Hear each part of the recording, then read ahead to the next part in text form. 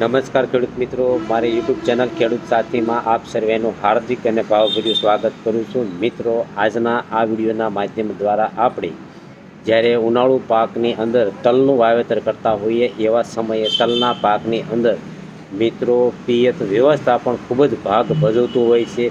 જો આપણે આ પાકની અંદર યોગ્ય સમયે આપણે પિયત ન આપેલું હોય તો મિત્રો આપણા ઉત્પાદનમાં ઘટાડો પણ આવી શકે છે.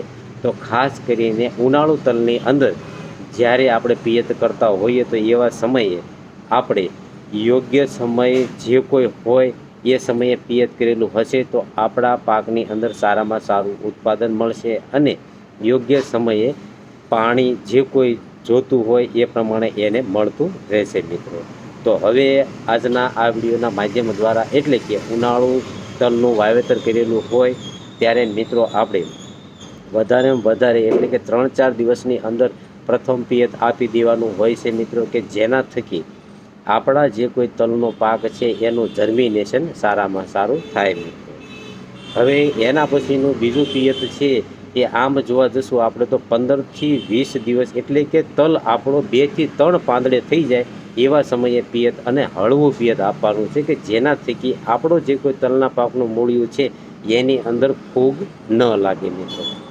હવે જ્યારે બીજું પિયત આપેલું હોય એના પછીનું જ્યારે ત્રીજું પિયત કરતા હોઈએ એ લગભગ આપણે 20 થી 25 દિવસના આળેગાળે કરવાનું છે કે જેના થકી સારામાં સારો વૃદ્ધિ વિકાસ ધીમે ધીમે થતો જાય. મિત્રો, હવે એના પછીનું જ્યારે આપણે ચોથું પિયત કરતા હોઈએ ત્યારે મિત્રો આપણે લગભગ 35 થી 45 દિવસની આજુબાજુ પિયત કરવાનું રહેશે. મિત્રો, એવા સમયે આપણા પાકની અંદર ધીમે ધીમે ફૂલ આવવાની શરૂઆત થતી હોય છે. મિત્રો, તો એ સમયે ખાસ કરીને પિયત આપવું ન ભૂલવું. મિત્રો, આગળ પાછળ સમયગાળો પણ ન કરવો. યોગ્ય સમયે આપણી જમીનની અંદર ભેજ જોઈ અને 35 થી 45 દિવસની આજુબાજુ પિયત આપી દેવું ખૂબ જ હિતાવહ બનશે. હવે એ પિયત આપ્યા પછીનું પિયત લગભગ 50 થી 60 દિવસની વચ્ચેના સમયગાળા દરમિયાન આપી દેવાનું રહેશે. એવા સમયે ફ્લાવરિંગ પણ ચાલુ હોય છે અને ધીમે ધીમે તલના બઢા પણ બેસવાની શરૂઆત થતી હોય છે. મિત્રો, તો એ સમયે ખાસ આપણે પિયત આપવાનું હોય છે. હવે એના પછીનું છેલ્લું પિયત આમ જોવા જશું તો 60 થી લઈને 70 અથવા તો 75 દિવસ સુધી મિત્રો આપણે પિયત આપી શકીએ છીએ, જેના થકી તલના બઢા જે કોઈ બેઠેલા હોય એની અંદર પાણીની પૂર્તિ થાય અને યોગ્ય પ્રમાણમાં આપણને મિત્રો ઉત્પાદન મળી રહે.